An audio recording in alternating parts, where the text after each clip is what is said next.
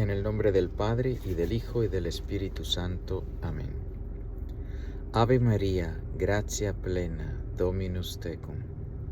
Benedicta tu in mulieribus, et benedictus fructus ventris tui, Iesus. Sancta Maria, Mater Dei, ora pro nobis peccatoribus, nunc et in hora mortis nostre. Amén. Shalom HaMashiach. Bienvenidos a este punto número 15 del Catecismo de la Iglesia Católica, punto por punto. Les recuerdo que en el canal Un Hebreo Católico Compartiendo la Fe pueden encontrar, aparte de esta serie, otra serie dedicada al catecismo llamada Catequesis para Adultos, donde se expone un tema en varios episodios y luego otro y así.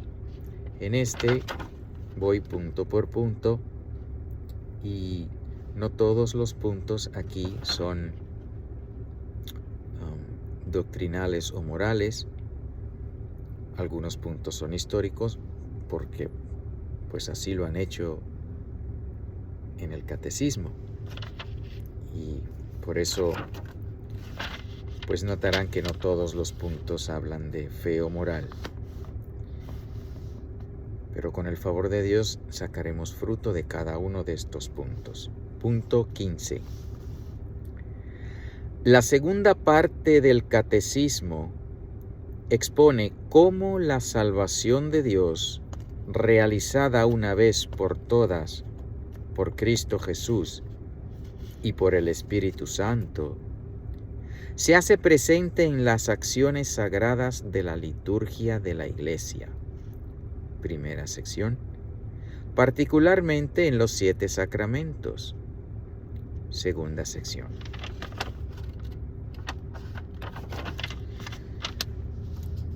Pues aquí en este punto,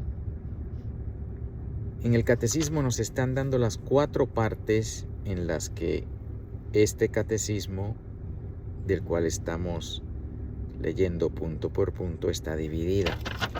La primera expone la fe de la Iglesia, la segunda los sacramentos, de la que habla este punto 15, la tercera la vida de la fe o la moral, y la cuarta la oración en la vida de la fe. Pues en este punto es interesante o es necesario recalcar que la salvación de Dios realizada una vez por todas por Cristo Jesús. San Pablo, en su carta a los Colosenses, tiene un versículo que aquellos que no son católicos, los cristianos protestantes, pues no saben qué hacer con él. Nosotros los católicos pues sabemos qué hacer con él, así como con todos los versículos de la Sagrada Escritura. Es el versículo que dice San Pablo: completo en mi cuerpo los sufrimientos de Cristo. Otras traducciones dicen: completo en mi cuerpo lo que le falta a los sufrimientos de Cristo.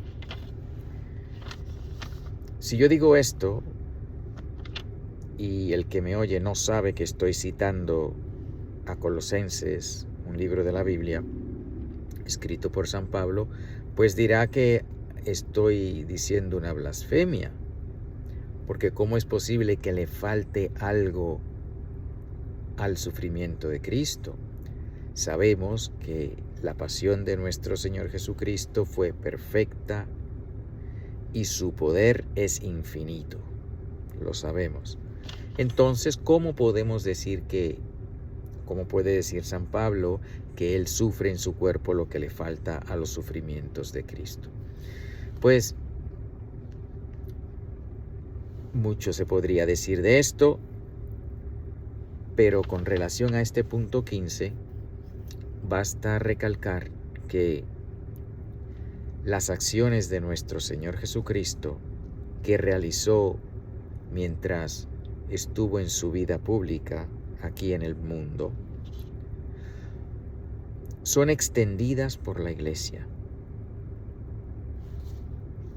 El Señor vino a salvarnos y subió al cielo, donde encontramos la salvación, en la Iglesia, porque la Iglesia es la extensión de Jesucristo nuestro Señor. La Iglesia es el cuerpo místico de Jesucristo. Él es la cabeza y la Iglesia es su cuerpo. Pero estamos hablando de una realidad, porque Jesucristo se casó con su Iglesia y dice la palabra, enseña a Dios que cuando un esposo se casa con su esposa, los dos se convierten en una sola carne. La unión de la Iglesia con Jesucristo es un misterio de fe y es una realidad.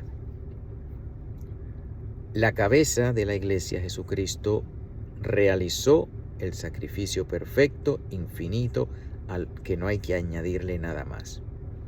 Ahora bien, es enseñanza de la Iglesia, puesto que el Señor así lo ha revelado, que el pecado se puede perdonar, sí, y de hecho todo pecado que ha sido perdonado y todo pecado que podrá ser perdonado en el futuro, es posible que el pecado sea perdonado.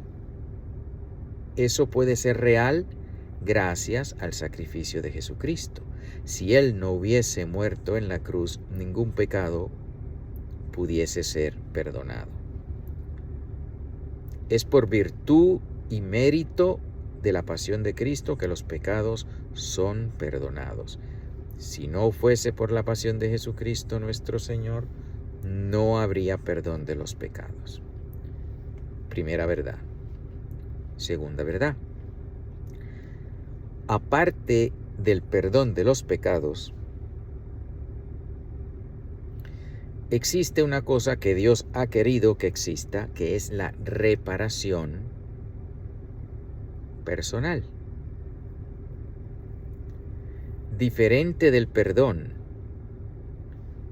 Un ejemplo. Yo robo dinero, cometo el pecado de robar, luego voy, pido perdón, soy perdonado, es decir, no voy a ir a la cárcel por ese crimen porque he sido perdonado. Sin embargo, debo devolver el dinero robado por justicia. Dirán, pero entonces ¿le falta algo a la pasión de Jesucristo? No le es perfectamente y es suficientísimo. No sé si es una palabra, disculpen, pero es completamente suficiente para perdonar el pecado, sí. Sin embargo, el Señor quiere que participemos en la reparación. Es un misterio de la justicia. Recordemos que Dios es infinitamente justo e infinitamente misericordioso. No hay contradicción, pero no podemos cancelar ni una ni la otra, porque Dios es infinitamente justo y Dios es infinitamente misericordioso. La responsabilidad personal, el Señor no nos la quita. El buen ladrón, se le conoce al buen ladrón, aquel hombre que estuvo crucificado al lado de nuestro Señor Jesucristo, que cuando el otro ladrón, habían dos ladrones crucificados con él, estaba insultando a nuestro Señor diciendo, si eres el Hijo de Dios, ¿por qué no te bajas de la cruz y nos bajas a nosotros? Y el otro, el buen ladrón, dijo, ¿no tienes miedo de Dios estando en el mismo suplicio que Él? Señor, acuérdate de mí cuando vengas en tu reino. Y el Señor le dijo, hoy mismo estarás conmigo en el paraíso. El Señor le perdonó, pero no le bajó de la cruz. El Señor dejó que el buen ladrón siguiese sufriendo y muriera en la cruz. Dirán, ¿pero que no era suficiente el poder de Cristo para eliminar todo eso? El poder de Cristo es infinito y le ganó el perdón a ese buen ladrón. Pero el Señor no quitó la reparación que el ladrón tenía que hacer. Por eso lo dejó en la cruz. Por eso no lo sacó de la cruz. Pero si Jesucristo murió por mí, ¿eso es suficiente? Sí, es suficiente para salvarme. Y sí, también el Señor quiere que haga reparación.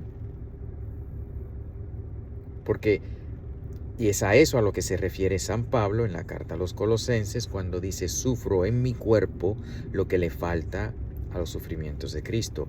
No es que le falte algo por imperfección, lo que le falta es la aplicación. El sacrificio de nuestro Señor Jesucristo es eterno, es perfecto. La aplicación a mí, ahí yo tengo que cooperar. El primer milagro público de nuestro Señor en las bodas de Caná. El Señor solito convirtió el agua en vino. ¿Pero qué le tocó hacer a los servidores? Llenar las tinajas de agua. Si ellos no hubiesen llenado las tinajas de agua, el Señor no hubiese hecho su milagro. ¿Acaso los milagros son imperfectos? No, porque es Dios el que hace los milagros. Dios pudo haber incluido en su milagro el llenar él mismo milagrosamente las tinajas de agua y luego convertirlas en vino. Él pudo haberlo hecho, pero Él no quiere hacerlo así. Él quiere que tú y yo cooperemos con Él. Por eso les pidió que llenaran las tinajas de agua. Y después que ellos hicieron su pequeña nada, el Señor hizo el milagro. El sufrimiento, la reparación, lo que llama San Pablo el sufrimiento en mi cuerpo, que por los sufrimientos que le falta a la pasión de Cristo, se refiere a eso. No es falta por alguna imperfección, es falta por la aplicación, mi responsabilidad personal. Aquí en este punto 15 dice, la segunda parte del catecismo expone cómo la salvación de Dios, realizada una vez por todas en Cristo Jesús, por Cristo Jesús y por el Espíritu Santo, se hace presente en las acciones sagradas de la liturgia de la Iglesia. Cuando la Iglesia realiza su liturgia, esa salvación ganada, realizada una vez para siempre, se hace presente. Especialmente en los sacramentos y muy especialmente en el augusto sacramento de la Sagrada Eucaristía, donde sobre el altar se hace presente lo que ocurrió hace 2000 años. La muerte de nuestro Señor Jesucristo, que ocurrió en el Calvario, se hace presente sobre cada altar cuando se celebra la Sagrada Eucaristía. No es que vuelve a suceder, es que esa única vez se hace presente en cada altar. Expone cómo la salvación de Dios, realizada una vez por todas por Cristo Jesús y por el Espíritu Santo, se hace presente en las acciones sagradas de la liturgia de la Iglesia, particularmente en los 7 sacramentos, y aunque no lo dice aquí, especialísimamente en la Sagrada Eucaristía. Pues muy bien, la segunda parte del catecismo nos habla y nos irá exponiendo los sacramentos. Hasta aquí este punto 15. Y pidámosle al Señor que venga pronto. Maranatha, Maranatha, Maranatha. En el nombre del Padre, y del Hijo, y del Espíritu Santo. Amén.